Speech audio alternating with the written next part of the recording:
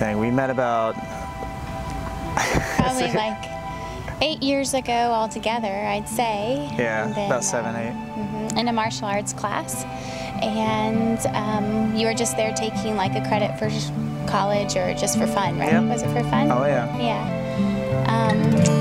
And then after that, we just kind of kept in touch through modern technology like Facebook. And after that, we reconnected probably like 5 years later. Yeah, we both went off to college and we didn't really see each other for a while. It was about 5 years, and I went my way and had my life. You went your way and had your life. And what was it, June 4th? It was June 4th, 2008, I think we decided, that it was my birthday, and everybody writes, you know, on Facebook, happy birthday, that kind of thing. And I only responded to the ones who actually said anything that I felt like they put a little effort in. And she wrote out the entire happy birthday song on my Facebook wall. So I naturally responded to hers and not most other people's. And I guess from there we just started just having short conversations, like on the wall, and then those turned into inboxes, which are a little bit more personal. Yeah. And then over time that eventually became phone calls where you asked for my number, and so I hesitantly gave it to him at first. And then we just started talking, and we were probably in a long-distance relationship for a good length of time where we talked on the phone mostly. Phone and then Skype so we could see each other. Yeah, Skype was also something else we used. Right. We probably stayed up to 2, 3, 4, 5, 6 a.m. one time. Talking, just getting to know each other, and then I think I came down to visit you, right? Yeah, it was one of the holidays. I can't remember which one, but it was definitely one of the major holidays where you got out of school and came to visit your family. Yeah. And it was the first time we were going to meet in person again after, because we hadn't seen each other again since our martial arts class originally. And then after that, it was kind of like I could feel something right away when I first saw you and first met you, and I met his brother and his brother's friend Lou. Yeah.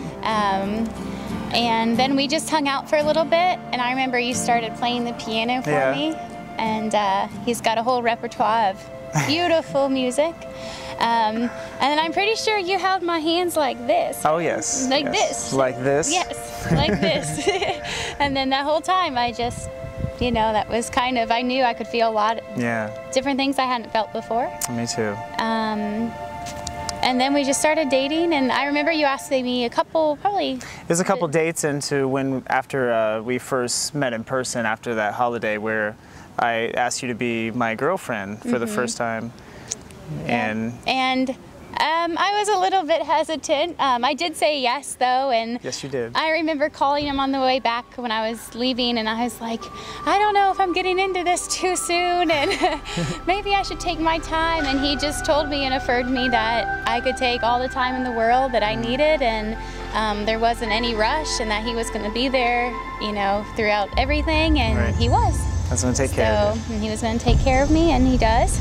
And so after that, we just kind of, I couldn't really say no to someone like that, and we just kept dating and went out a bunch of different times.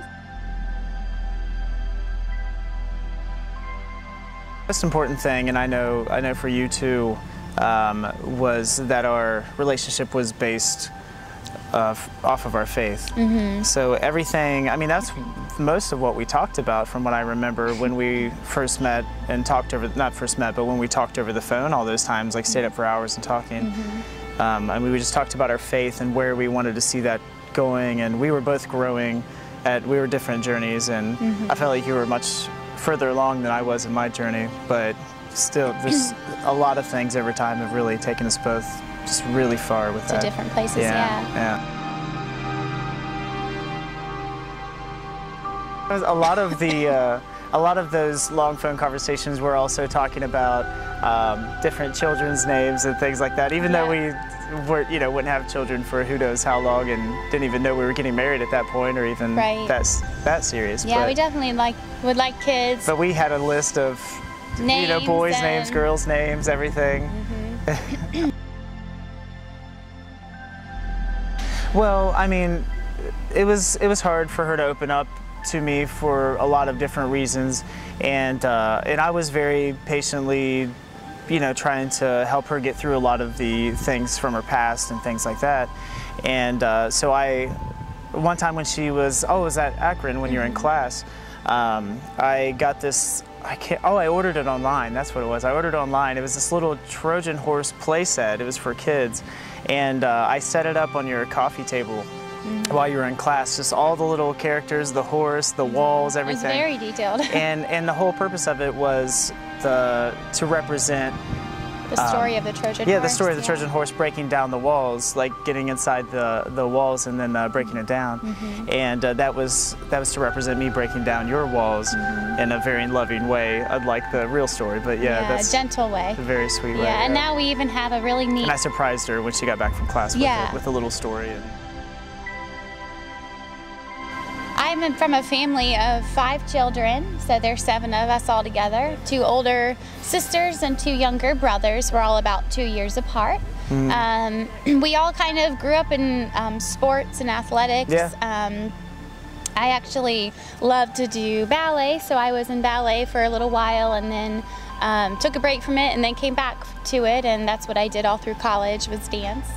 But no, I grew up loving sports. I grew up, I mean, baseball, basketball, just shooting baskets in my driveway, I mean, all day. I'd say that was probably inspired a little by your dad. Oh, yeah, definitely. Dad was always outside playing, tossing the ball with us, or throwing batting practice, or even playing basketball with us. And yeah, I grew up in a similar situation, grew up in a, you know, faith-based family, church family. Went to church every Sunday, going out to eat after. That was always tradition afterwards. Love going over to my grandparents' house. Getting to just spend time with them is always a little trip. I'd always bring my suitcase and stay the night with Mama and Paul. That was always one of my favorite things to do. Music, for sure. We have this. We're both into the arts. I mean, in college, I worked in the arts building, and that really opened me up to a lot of things, art-wise, because I sold tickets to a lot of big ballet performances, dance Broadway shows, events, things like that, which really opened my eyes to the arts. And I always loved to play piano and just sing, anyways. And you've definitely been into the arts. Yeah, I mean, I've danced. Ballet for years, which of course you get into music with dancing. That's all you move to. And the classical music as well. So we both love like operas and have our favorite singers and enjoy watching voice competitions and stuff like that together. July 21st, Chad proposed. And that was really fun. How that went down. Yeah, go ahead. Oh gosh, I mean, I talked to your mom ahead of time about doing it, and you were going to be at work that evening. So your mom and I kind of planned a little last-minute thing, but it worked out really well. But I went and asked for your dad's permission, because I thought that would be very gentlemanlike and the right thing to do. With that, and of course, he said yes, thank goodness. Probably a little nervous. yeah, a little bit.